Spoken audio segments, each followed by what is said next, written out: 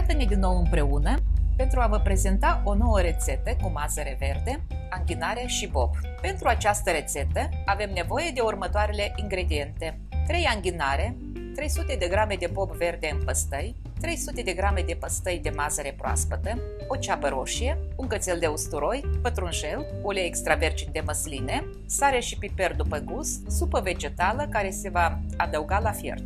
Haideți să desfacem păstăile de mazăre și năut.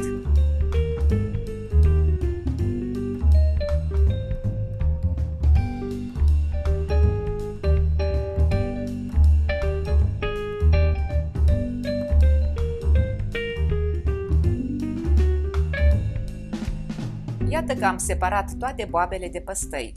Am tăiat toate frunzele exterioare a anghinarelor, le-am tăiat în bucăți și le-am așezat într-un vas cu apă și puțină zeamă de lămâie, pentru a evita oxidarea. Am tăiat și ceapa, am curățat un cățel de usturoi, iată mazărea și bobul separat de păstaie. După cum puteți observa, sunt foarte proaspete. Într-o cratiță punem uleiul extra virgin de măsline, în așa fel ca să acopere fundul cratiței. Adăugăm ceapa și cățelul de usturoi.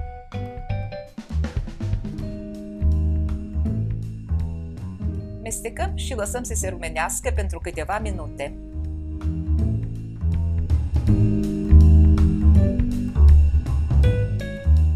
Între timp, strecurăm anghinarele pe care le-am ținut în apă.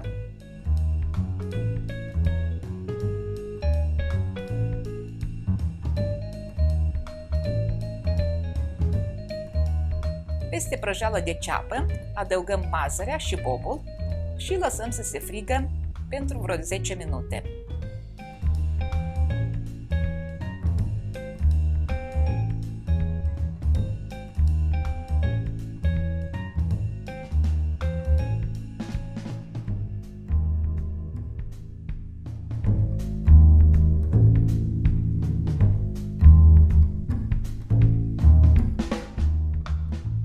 Adăugăm puțin piper.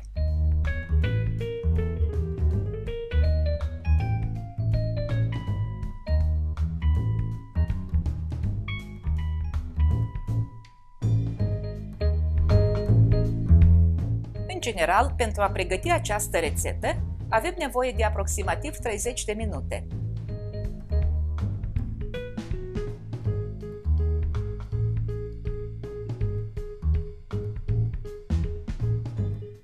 După 10 minute, putem adăuga un pic de supă vegetală, pregătită într-o altă cratiță. Adăugăm și anghinarele.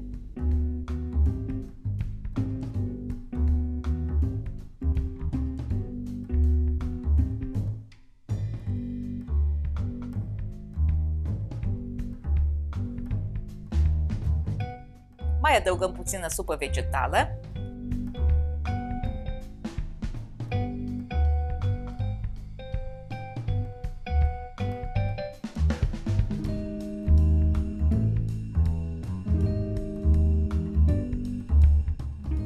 Și lăsăm la foc pentru încă 20 de minute, amestecând din când în când. Putem acoperi cu un capac. Vă aduc aminte că pentru prepararea acestei rețete avem nevoie de 30 de minute. Verificăm.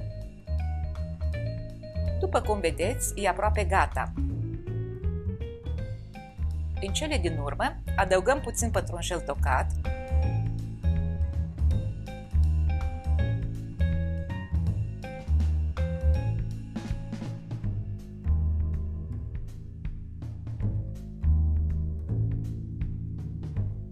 și, dacă e nevoie, puțin piper.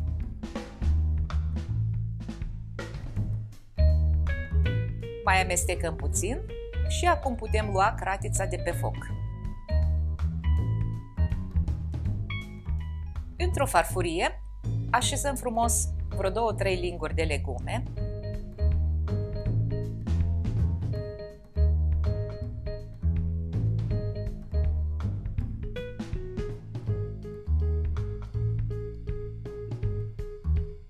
peste care vom pune puțin ulei extra virgin de măsline. Ca ornament putem folosi boabele verzi de legume sau frunze de pătrunjel. Poftă mare tuturor!